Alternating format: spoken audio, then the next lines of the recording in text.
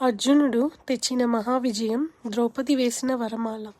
అందరూ ఆనందంలో మునిగిపోయిన ఆ క్షణంలో ఒక తల్లి చెప్పిన ఒక్క మాట మహాభారతాన్ని తలకిందులు చేసింది. పంచుకోండి. ఈ మాట ఎందుకు చెప్పింది కుంతి? ద్రౌపది ఎలా 5 పాండవుల భార్య అయింది? ఇది విధియా, పొరపాట? ఈ రహస్యం ఇప్పుడు తెలుసుకుందాం. స్వయంవరం గెలిచిన తర్వాత అర్జునుడు ద్రౌపదిని వెంట తీసుకొని బ్రాహ్మణ వేషంలోనే తల్లి కుంతి వద్దకు వచ్చాడు. అప్పటికి కుంతి గుడిసెలో ఉంది. ఆమె తపస్సులో, ధ్యానంలో మునిగిపోయి ఉంది. అర్జునుడు ఆనందంగా అన్నాడు. కుంతి చూడకుండానే చెప్పింది, మీరు తెచ్చింది ఏదైనా సరే 5 కలిసి పంచుకోండి అని. ఆ మాట విన్న క్షణంలో పంచపాండవుల ముఖాల్లో ఆశ్చర్యం.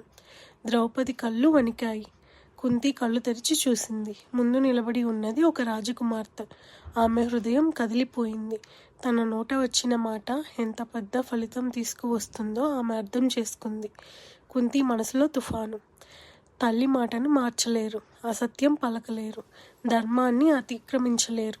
అందుకే ఆమె నిర్ణయించింది, నా మాట తప్పు కాదు, ఇది విధి నిర్ణయం అని. వ్యాస మహర్షి అక్కడికి వచ్చాడు.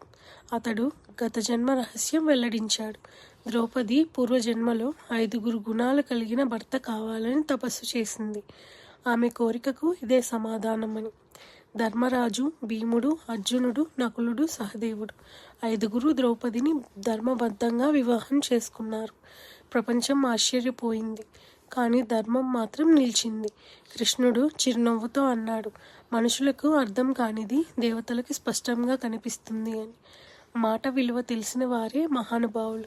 ధర్మం కొన్నిసార్లు కఠినంగా కనిపిస్తుంది, కానీ అదే భవిష్యత్తును నిర్ణయిస్తుంది. ఇంద్రప్రస్థం ఎలా పుట్టింది? మయసభలో ఏ అద్భుతం జరిగింది? అక్కడే ఎందుకు కౌరవుల హృదయాల్లో ఈర్ష్యాగ్ని రాజుకుంది? తదుపరి ఎపిసోడ్లో తెలుసుకుందాం.